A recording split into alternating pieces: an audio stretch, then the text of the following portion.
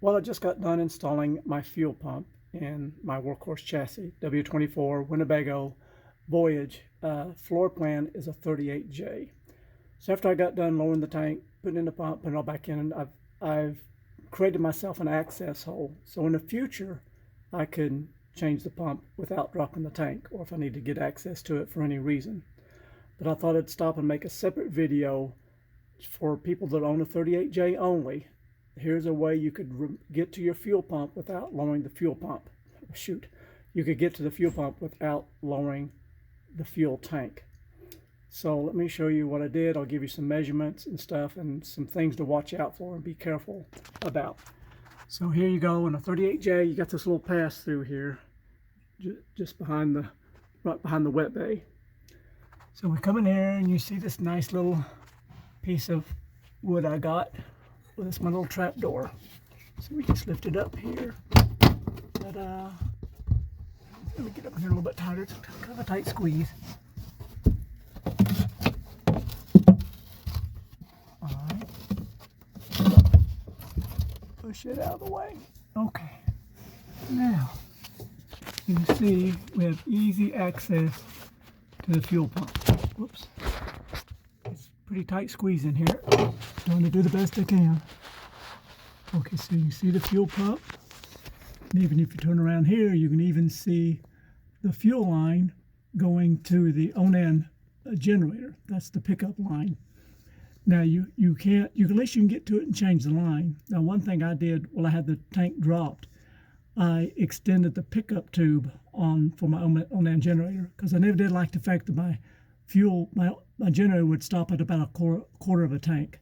So now I fixed that. I fixed it where the pickup tube, I extended it about 2.5 inches, about an inch off the floor of the bottom of the tank. But I did see there's another option. So in case you open up your create an access door like this, we do have another area. Let me see if I can see it. Yeah, there it is. So there is a plug.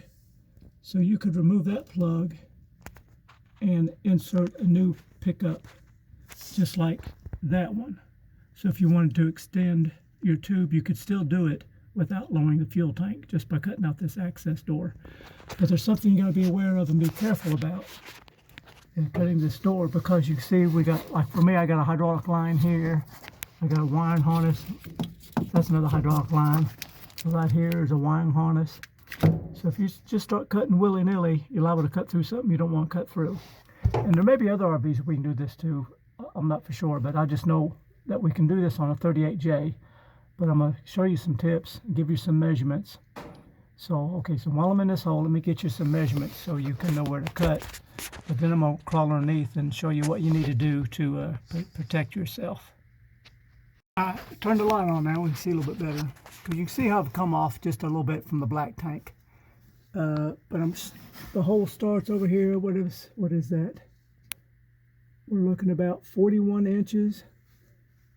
We start, over here. We end at where we got about 56.5. And you see the tape measure is going all the way over and touching the black frame of the other opening. So that gives you an idea of where you want to make your cut. Then how far back am I? Let's measure that. Hang on, let me pause this one.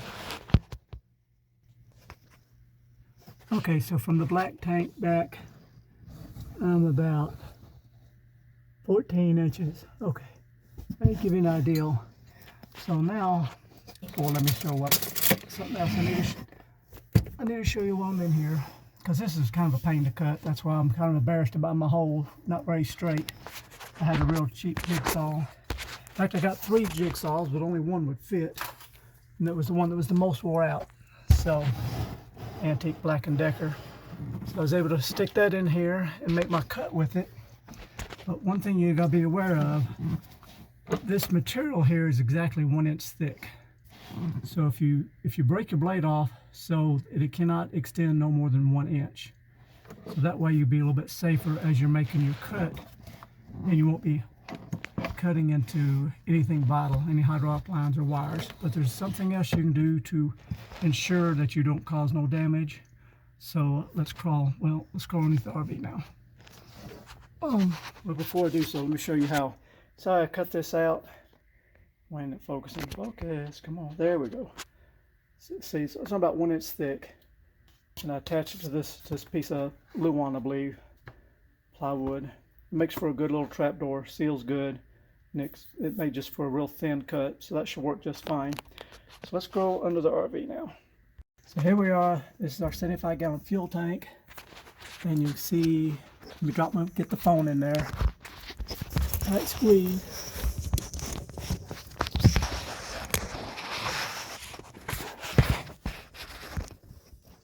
There it is, finally. Okay, so now you can see there's my opening. You see how tight it is, see those hydraulic lines and stuff. You need to do something to protect those lines, so come up with something that you can do.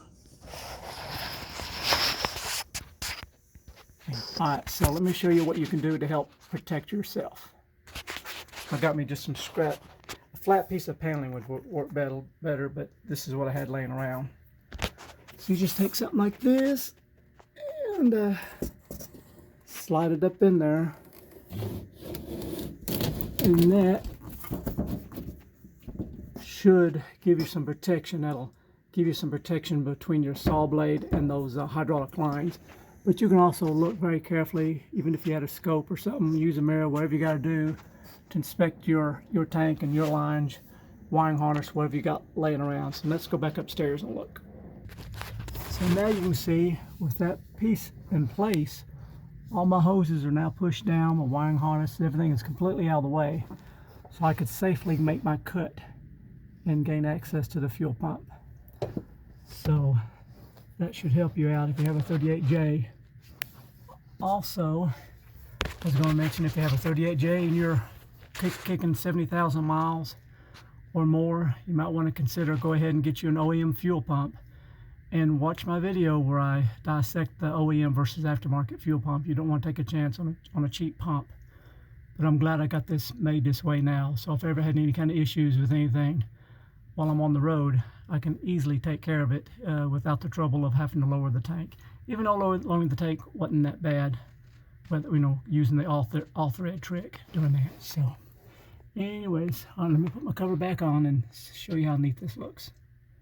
Just to show you, it's a nice tight fit. Let me put that down and wiggle it. There it goes. So put my storage, all my crap back in here on top of it. It won't go nowhere. And that should work out pretty neat. Just hopefully I don't have to have no access to it here anytime in the near future. But if 18 years down the road I need another fuel pump, I can pop one in pretty quick. So anyways, hope you liked that little video. And if you got a 38J, be thankful, because you can easily change your fuel pump now with the help of this video. Thanks again for watching. You have a blessed day. See you, bye.